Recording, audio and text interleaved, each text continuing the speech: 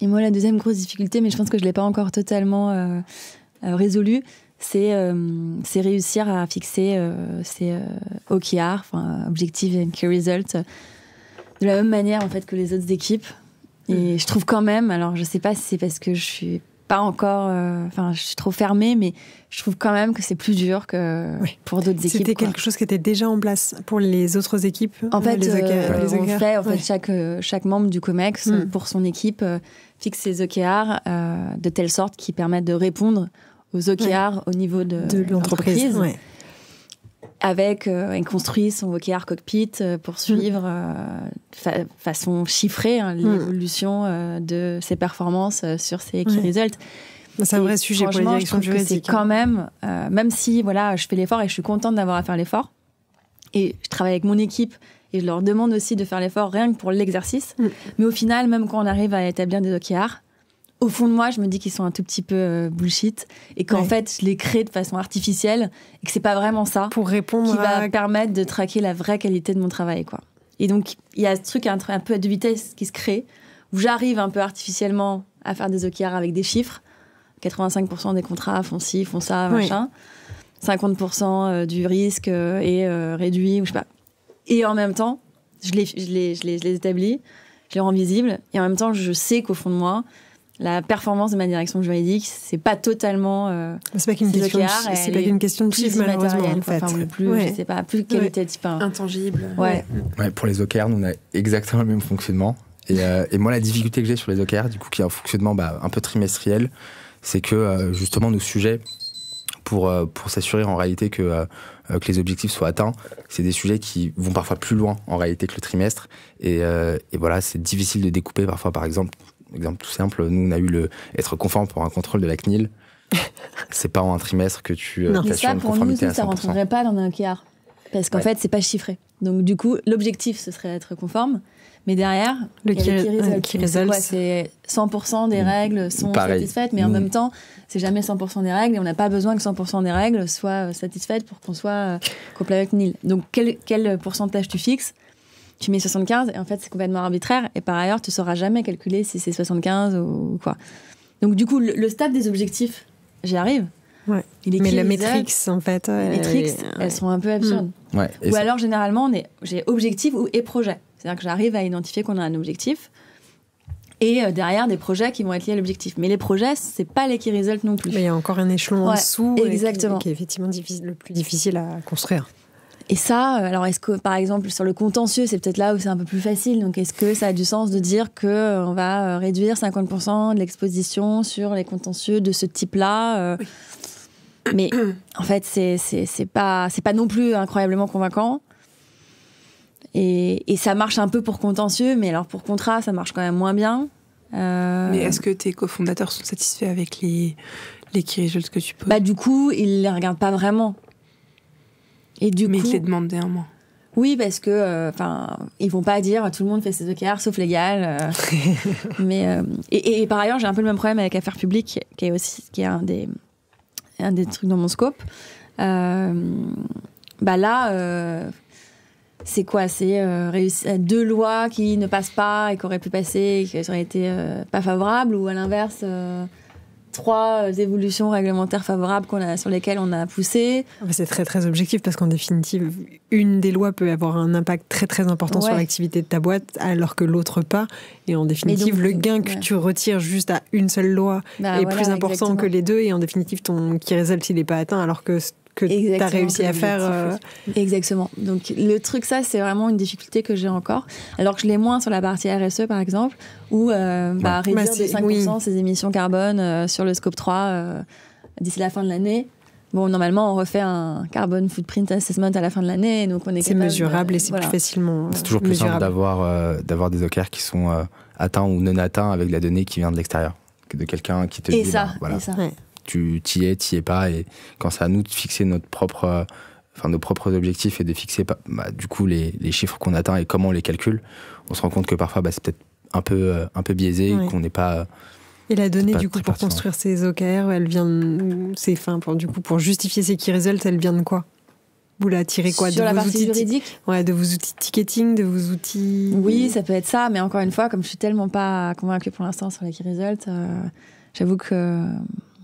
Enfin voilà, Parce que tous les deux, vous évoquiez le fait d'avoir mis en place un système de ticketing, et par exemple, moi, à mon sens, ça fait énormément parler l'activité, ces outils-là, et ça mériterait d'être développé dans toutes les directions juridiques, parce qu'en fait, ça traduit vraiment l'activité, le rapport aux opérationnels, l'atteinte de résultats, etc. Et donc, je trouve que c'est vraiment une très bonne base de travail pour construire des KPI, des OKR, des key results, etc., que de se baser sur un système de ticketing. Donc, si vous l'avez, c'est... Ouais, bien sûr. Mais du coup, je sais pas si mon outil de ticketing, il peut quand même refléter mes key results, parce que... Ça dépend comment il est construit. Si l'outil de ticketing a été construit en amont, en ayant en tête et c'est ce qu'on fait nous, c'est-à-dire qu'on construit les outils de saisine qui intègrent à la base, on en avait parlé dans le cours de la Legal Ops Academy, en fait, qui intègrent tes objectifs pour ta direction juridique. Du coup, tu vas en amont aller chercher dans ton ticket d'entrée la bonne donnée pour venir ensuite justifier de l'achievement de ton key result, de ton KPI. Mais c'est drôle parce que ce truc de ticketing, moi je viens du milieu de l'IT, j'étais chez Dell avant, ça me semble hyper naturel. Et par ailleurs, c'est comme ça que dans toutes les boîtes, on saisit l'IT, donc c'est quand même aussi naturel pour pas mal de personnes. L'application concrète à la direction juridique est hyper mal perçue.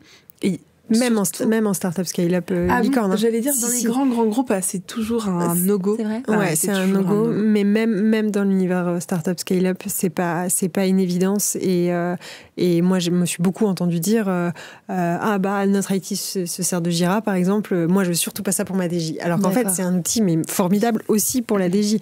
Donc, parce que comment mesurer le nombre de sollicitations ou le taux d'activité de la direction juridique si tu ne le mesures pas comme ça? Ça, nous, l'outil ticketing, il nous permet ça. Mais j'ai pas le lien encore entre ça, donc mon taux d'activité, 3000 tickets traités, machin, avec une partie sur l'Italie, la majorité sur la France. Exactement, la ventilation. Du coup, là, ça te permet juste d'avoir un état des lieux de ton activité, mais pas de ta performance, sauf qu'en fait, en fonction de ce que tu...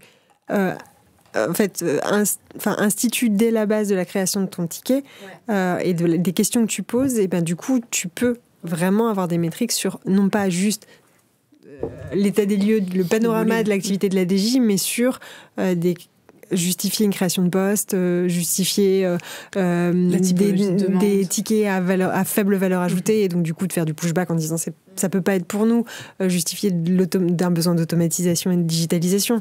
Alors c'est vrai que c'est pas forcément des sujets en startup scale-up parce que souvent il y a un budget qui est possible, mais dans les gros groupes on sent que ça rame quand même pour avoir les budgets, sauf que en fait ces métriques permettent vraiment d'aller justifier d'un objectif, et à mon sens du coup l'outil de ticketing il faut le construire en amont en ayant en tête ces objectifs-là, et ça permet de construire vraiment des key results et des KPI pertinents. La difficulté avec tout ce qui est ticketing, c'est que du coup, forcément, pour que cet outil-là soit vraiment pertinent, il faut avoir anticipé les objectifs sur lesquels on se positionne. Oui.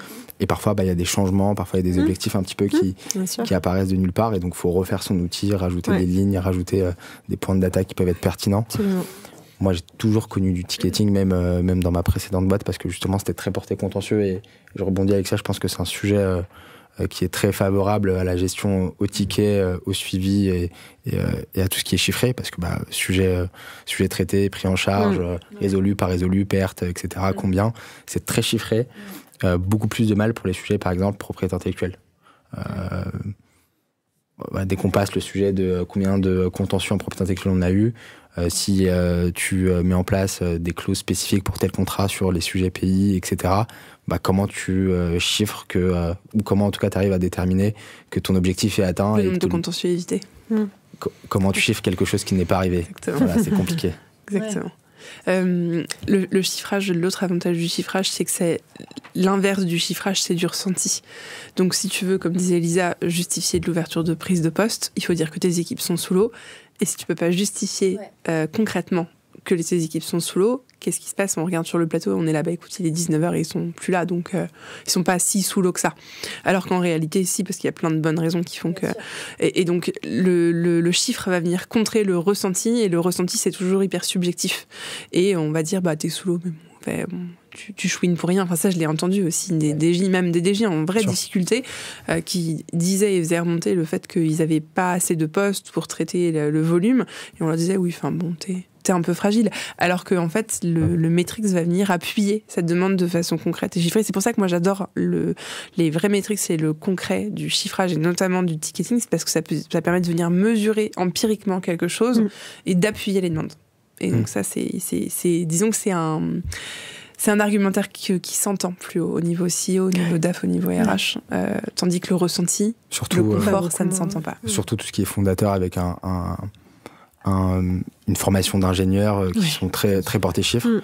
Si tu ne viens pas avec des chiffres qui sont assez solides, clairement pour eux c'est un non-sujet. Il faut que tu revoies ta copie et reviens me voir quand tu auras un peu de la data ou quelque chose de plus chiffré. Sinon, pour moi, c'est pas forcément encore, ça ne nécessite pas un investissement particulier.